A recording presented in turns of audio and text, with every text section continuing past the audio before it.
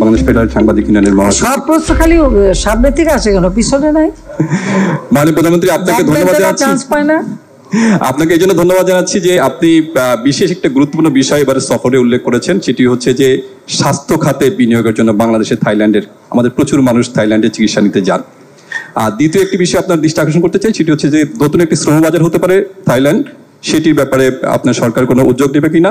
এবং আমার মূল প্রশ্ন হচ্ছে যে গত জাতীয় সংসদ নির্বাচনকে উৎসবমুখর এবং ভোটারদের উপস্থিতি বাড়াতে এবং যখন একটি বড় রাজনৈতিক দল তার নেতৃত্বে নির্বাচন বর্জন করলো, তখন আপনি একটি অভূতপূর্ব এবং অভিনব সিদ্ধান্ত নিলেন যে আপনার দলের বাইরেও মানে যেন মানুষ, আপনার দলের লোকরা যত সেখানে অংশগ্রহণ করতে পারে এবং প্রণয় করতে পারে, এবং যার ফলে সেটি একটি ভোটের উৎসবে পরিণত হয়েছিল। আমার মূল প্রশ্ন হচ্ছে যে আপনি এবার উপজেলা নির্বাচনে একই পদ্ধতি আপনি নিয়েছেন এবং দলের প্রতীক দেননি, এবং সেই সাথে আপনার দলের মন্ত্রী এমপি তাদের স্বজনরা যাতে প্রভাব বিস্তার না করতে পারে, নির্বাচনে অংশ নিতে না পারে, বা তারা এই নির্বাচনকে নিজেদের মতো করে কর্তৃত্ব মানে নির্ধারণ না করতে পারে, সেই জন্য আপনি সিদ্ধান্ত দিয়েছিলেন। কিন্তু প্রথম দফা আপনার ইতিমধ্যে প্রত্যাহার হয়ে গেছে, দ্বিতীয় দফা প্রত্যাহার সম্পন্ন হয়ে গেছে, কিন্তু এই সিদ্ধান্ত দল পর্যায়ে আমরা দেখছি যে অনেকেই মানছেন না, মানে কেউই মানেননি বলা যায়। এক্ষেত্রে আপনার দল কতজন, আপনার কাছে হিসাব আছে কতজন আছে? আপনার দুই দফা মিলিয়ে আপনার আছে প্রায় হচ্ছে হলো 37-38 জনের মতো আপনার মাত্র। টোটাল উপজেলা কত? আচ্ছা আচ্ছা, আর একটা হচ্ছে ফ্যামিলি ফর্মুলা কি, পারিবারিক ফর্মুলা কি? নিজে, ছেলে মেয়ে, স্ত্রী, এই তো। তারপরে একটা হিসাব করেন তো কয়জন ছেলে মেয়ের কয়টা স্ত্রী দাঁড়িয়েছে, এর বাইরে তো আর পরিবার ধরা হয় না। হ্যাঁ, আমি বলেছি এটা, কারণ হচ্ছে আমরা চাচ্ছি ইলেকশনটা, আমাদের কথা হচ্ছে ইলেকশনটা প্রভাব মুক্ত যেন হয়, প্রভাব মুক্ত যেন হয়, মানুষ যেন স্বাধীনভাবে ভোটটা দিতে পারে, সেটাই হচ্ছে আমাদের লক্ষ্য। আবার আমাদের আওয়ামী লীগ যেহেতু আমরা করি, আমাদের অনেকে তো পরিবারের অনেকে তো দীর্ঘদিন ধরে একটা জায়গায় তারা আগেই নির্বাচন করে, মানে যিনি এমপি হয়েছেন তার বহু আগে থেকে নির্বাচন করে, কেউ ইউনিয়ন বোর্ডের চেয়ারম্যান বা ইউনিয়ন কাউন্সিল চেয়ারম্যান, কেউ উপজেলা চেয়ারম্যান, সেরকম তাদের তো ট্র্যাডিশনালি আছে। আর তাদেরকে আমরা মনে করি কি করে? তবে হ্যাঁ, এটা ঠিক যে হয়তো এক জায়গায় বউকে দিল, আরেক জায়গায় ছেলেকে দিল, আর এক জায়গায় এগুলি আসলে ঠিক না। কর্মীদেরও মূল্যায়ন করা উচিত। আমি সেটাই বলতে চেয়েছি আমাদের নেতা কর্মীদেরকে, যে কর্মীদেরও মূল্যায়ন করা উচিত, এবং সেখানে সব কিছু নিজেরাই নিয়ে নেব, একটা আর আমাদের নেতা কর্মীদের জন্য কিছু রাখবো না, এটা তো হয় না।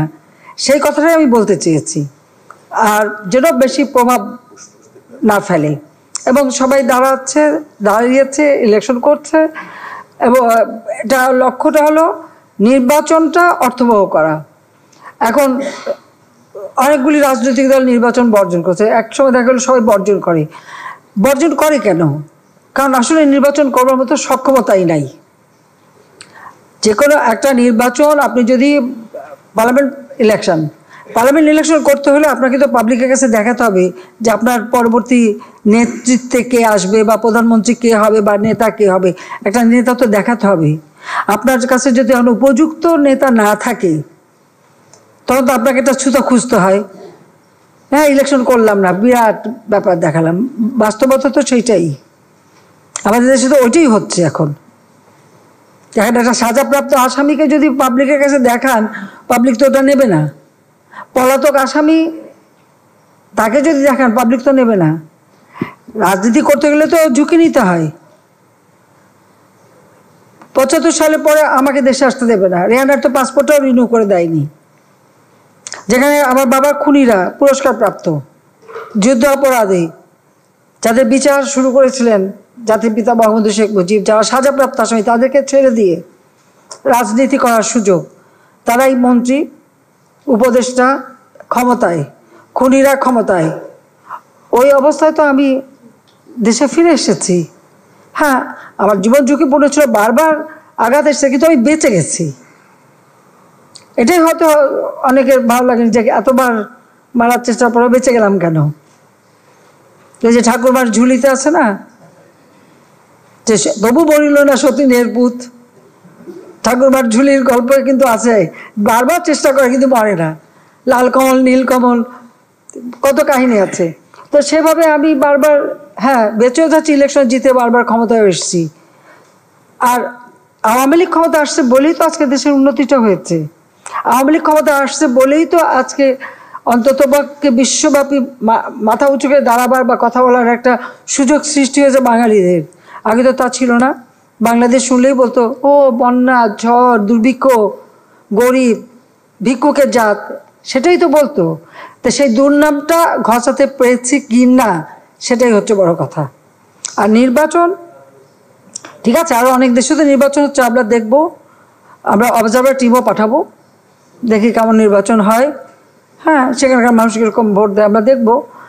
আমরা তো, আমাদের চেষ্টা হচ্ছে আস্তে আস্তে এই প্রক্রিয়াটাকে আরও গণমুখী করা এবং আরও স্বচ্ছ করা। এই প্রথম আমরা আইন করে নির্বাচন কমিশন গঠন করেছি, আগে তো এটা কখনো করেনি। নির্বাচন কমিশন সম্পূর্ণ আর্থিকভাবে নির্ভরশীল ছিল প্রধানমন্ত্রীর দপ্তরে, সেখান থেকেও তাদেরকে মুক্ত করে সম্পূর্ণভাবে তাদেরকে স্বায়ত্তশাসিত করে দিয়েছি, তাদের বাজেটে আলাদা বাজেট দিয়ে দিচ্ছি।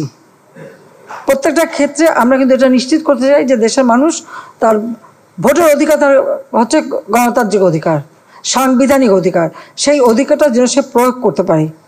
এখন আমরা দেখছি যে কোনো কোনো দল থেকে বলা হচ্ছে কেউ নির্বাচনে যাবেন না, ভোটে যাবে না, মানুষকে মানা করা হয়। তো মানুষ কেন ভোটে যাবে না? ভোট দেওয়া তো তার অধিকার। তার এলাকায় সে কাকে চায় তাকে সে ভোট দেবে। তাদের ভোটের অধিকারে হস্তক্ষেপ কেন করা, এটা ব্যাপারে আপনাদের কথা বলা উচিত। যা আমার ওটাই ছিল যে নির্বাচনটাকে প্রভাবমুক্ত রেখে একটা সুষ্ঠু অবাধ নিরপেক্ষ নির্বাচন হোক, সেখান থেকে যারাই জিতে আসে আসবে, সেটাই হলো বাস্তবতা। মানুষ যাকে চাইবে সেই আসবে। যেমন আওয়ামী লীগকে চেয়েছে, আওয়ামী লীগ চলে আসছে, ঠিক সেইভাবে যাকে মানুষ চাবে তাকে দেবে, সেটাই আমরা চাচ্ছি। মিশন 90 সংবাদের পিছনে নয়, ভিতরে ছুটি।